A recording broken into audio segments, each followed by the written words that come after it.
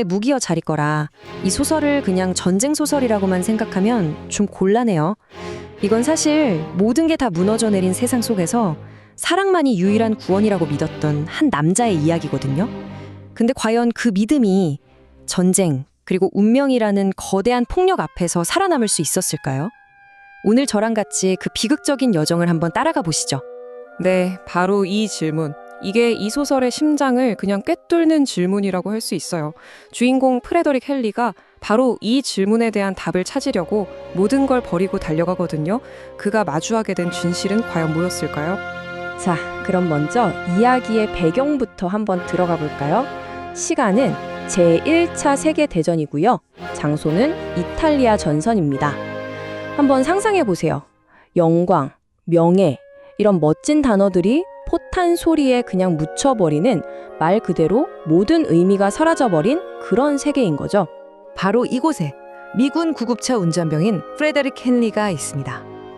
이 사람은요, 전쟁의 끔찍한 모습을 매일같이 보면서 조국이니 명예니 희생이니 하는 이런 추상적인 말들이 얼마나 공허하고 심지어는 외설적이기까지 한지 깨달아 버려요. 그의 마음속은 완전히 텅 비어버린 상태인 거죠. 프레더릭을 지배하고 있는 이 감정, 이걸 우리가 허무주의, 즉 니힐리즘이라고 부릅니다.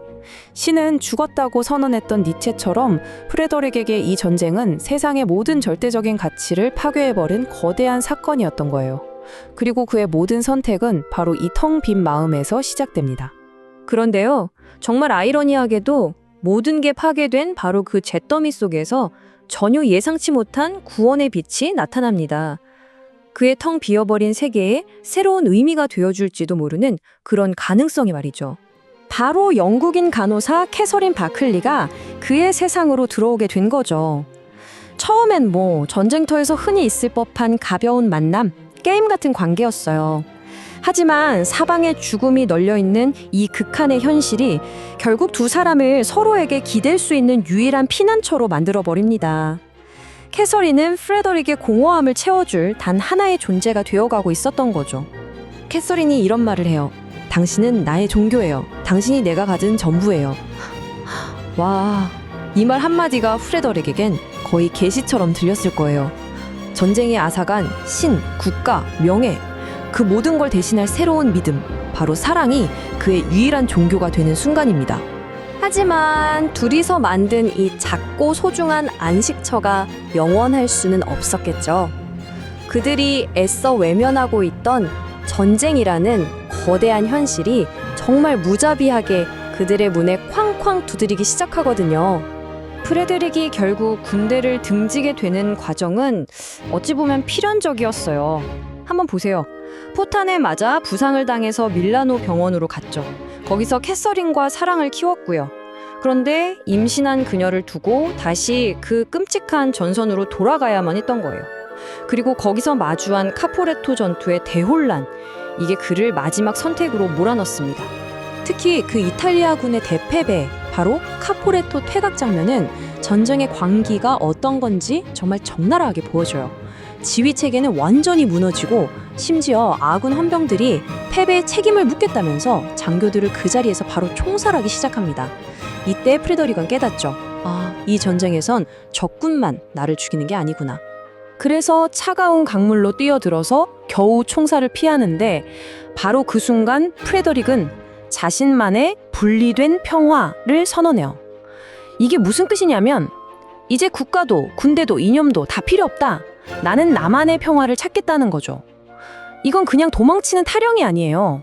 거대한 시스템에 맞선 한 개인의 실존적인 저항이었던 겁니다. 자, 이제 전쟁에서 벗어났으니 그들 앞에는 희망만 가득할 것 같았어요. 그쵸? 하지만 이 이야기는 우리를 위해 가장 잔인한 반전을 준비하고 있었습니다. 정말 찰나의 행복 뒤에 찾아오는 파국적인 결말이요. 두 사람은 마침내 중립국인 스위스로 탈출해서 정말 꿈 같은 시간을 보내요. 눈 덮인 산속 오두막, 상상만 해도 평화롭죠? 그들은 전쟁이 절대 닿을 수 없는 완벽한 둘만의 세상을 만든 거예요. 이걸 읽는 독자들은 바로 이 순간 어쩌면 이들에게만큼은 해피엔딩이 허락될지도 모르겠다, 이런 헛된 희망을 품게 되죠. 하지만 해밍웨이는 정말 냉정해요. 여기서 아주 냉혹한 진실 하나를 딱 보여줍니다. 인간이 만든 지옥, 그러니까 전쟁에서는 탈출했을지 몰라도 세상 그 자체가 안전한 곳은 아니라는 거죠. 왜냐? 인간의 의지랑은 전혀 상관없이 작동하는 훨씬 더 거대하고 무심한 폭력, 우리가 운명이라고 부르는 게 존재하니까요. 그리고 해밍웨이는 이 비극을 정말이지 지극히 건조하고 직설적으로 묘사합니다.